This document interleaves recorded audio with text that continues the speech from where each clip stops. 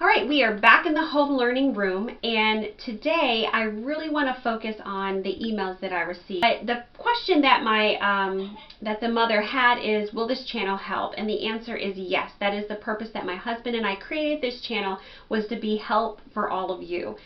So let's start with the home learning room. Before I created and designed the space, I created a framework. And so today I want to show you how I created the framework.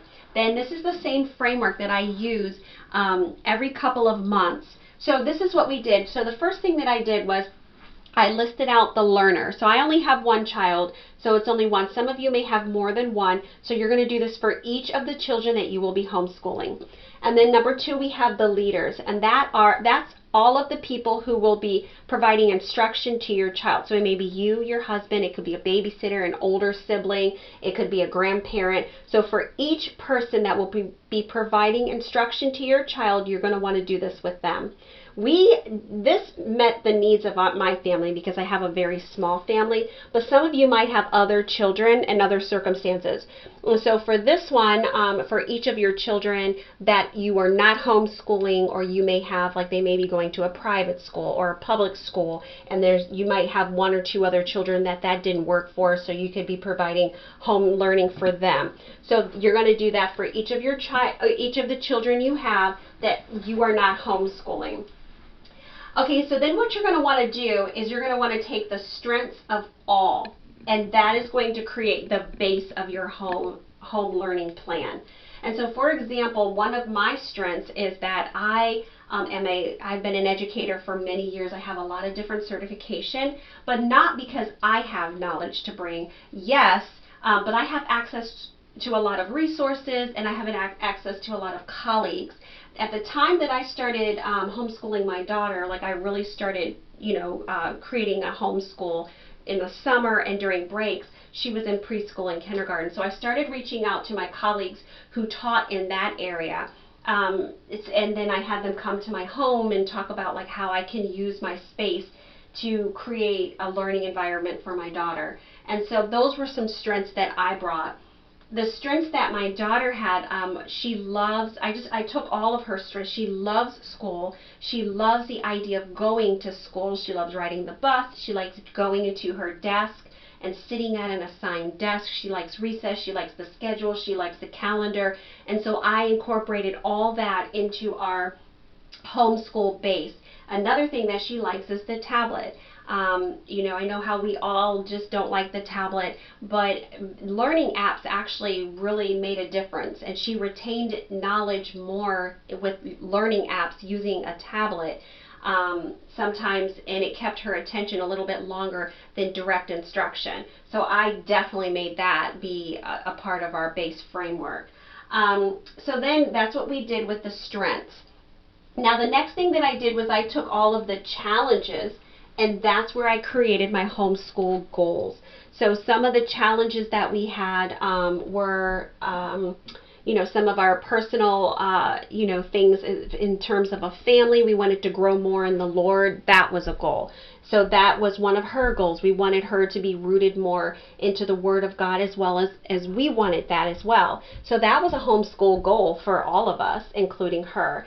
Another thing was a lot of behaviors she had acquired in a school that I had put her into, a private school. She had acquired fear and sound sensitivity that was through the roof. The fear was just demonic. I mean, it was so bad. She was afraid of everything, afraid to go places, afraid to be around people.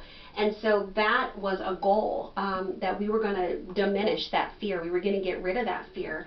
And so that became a part of our home learning journey, was to get rid of that fear. So we had like a couple of other things that we had. So all of our challenges were goals, and that's where I wrote those goals down. I wrote them in a time frame, and I wanted, what was the outcome that I wanted with these goals. And then the limitations, I took all of the limitations that we had and I problem solved those. One limitation that we had is that she had an IEP, and we were going to provide, my husband and I were going to provide general education, but who was going to provide the IEP? And so that was a problem that had to be solved.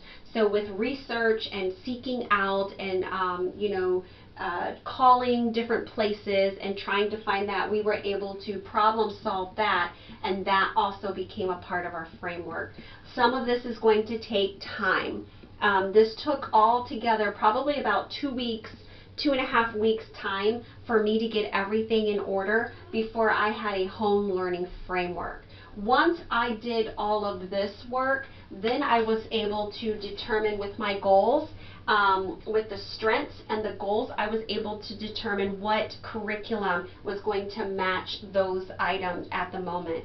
So for example, one of the challenges that we had was that the math was not where we needed it to be, and the curriculum that we wanted, we were still behind the to even start the curriculum. So I had to research where we were going to find another supplemental curriculum to build those number skills before we can even start the curriculum. And so I had to research that and figure out that, and we did. We figured out we were going to use Hooked on Math because it had an app that went with it, which she loves, and that worked really well for her. It was a temporary fix just to build enough knowledge, then we can start the Good and the Beautiful math, which is the math curriculum we wanted her to do. And so as we're into the Good and the Beautiful, every time we get stuck, like, ooh, we want to move on, but this needs to be worked on a little bit more, we go back to that Hooked on Math and we build some of those skills where they're not strong enough to move on with the curriculum. So you guys, this is a game changer.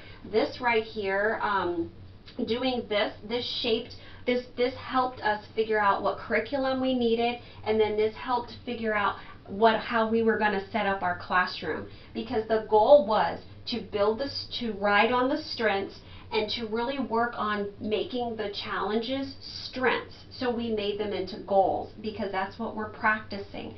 And then I will talk later on in chapter 3 or 4 when I start talking about planning, lesson planning and curriculum, and when I start talking about assessing, that's where we're going to talk about how you change your goals and how you continue to keep up with your goals. So that is the Homeschool Framework.